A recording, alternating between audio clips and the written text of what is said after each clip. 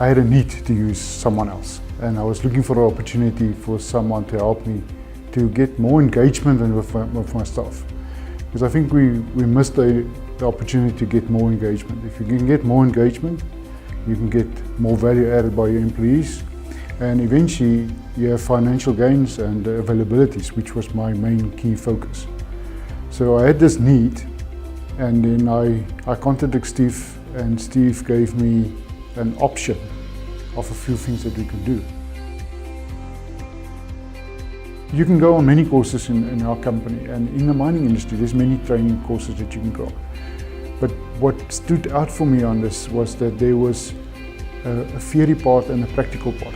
So you're not coming away from any training course where you didn't practically practice what you got trained, and you were given real life situations to practice in front of everyone.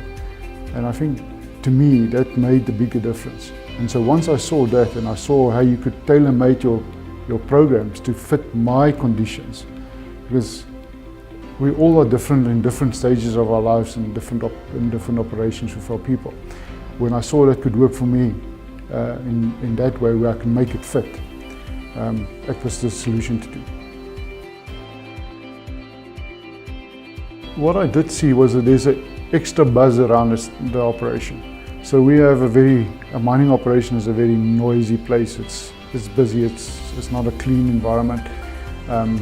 But I can see there's a definitely buzz around the people. I see there's more interaction. I really see the engagement went up.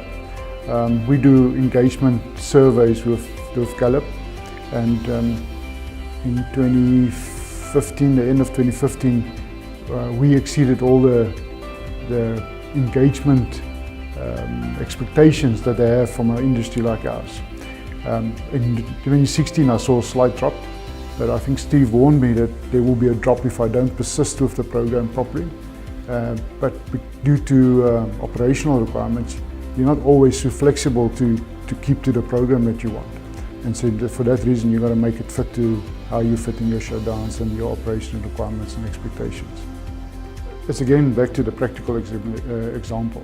So you can go on many training courses, and I've been through the years on many training courses. When you get back to your operation, to get that practical implemented, I think the 80-20 principle helped me with the super leaders, but the practical exercising of this stuff, I think that helps. Because once you've learned a bad habit, it's not easy to get rid of that habit.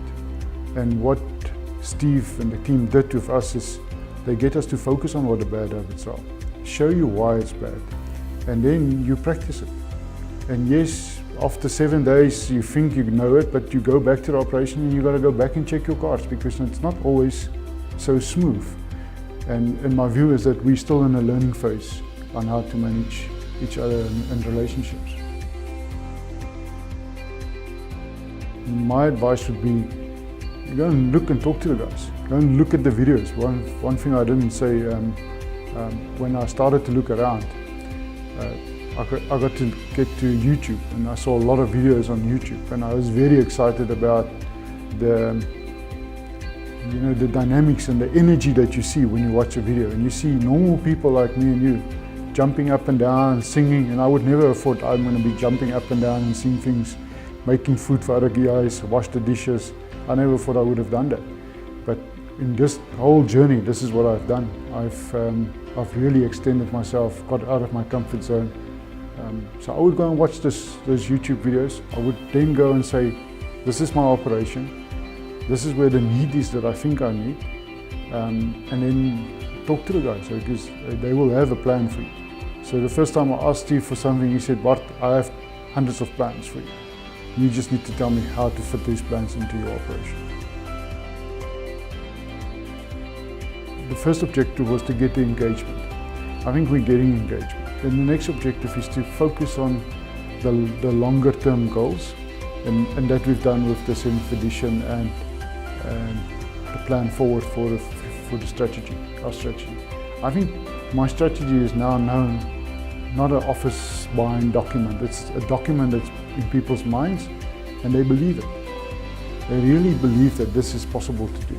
So our operation, we're operating at 52% availability. That's a key part in Anglo Platinum's supply chain or project chain, but 52% availability. We moved the availability up, and last year we ended up in 75%, or 70%. So last year we ended up on 70%, this year we want to end up 75%. We want to go to a design of 83%, which we never achieved in this operation. I want to make people comfortable in their skins and comfortable in their positions to do what they're supposed to do. And then from there on, I want to go and make sure that we go and look at the next thing, and that's the super teams. We want to take the teams and get them to work strongly with each other. So you build bridges, but now let them understand what the conflict issues is and how they would solve it.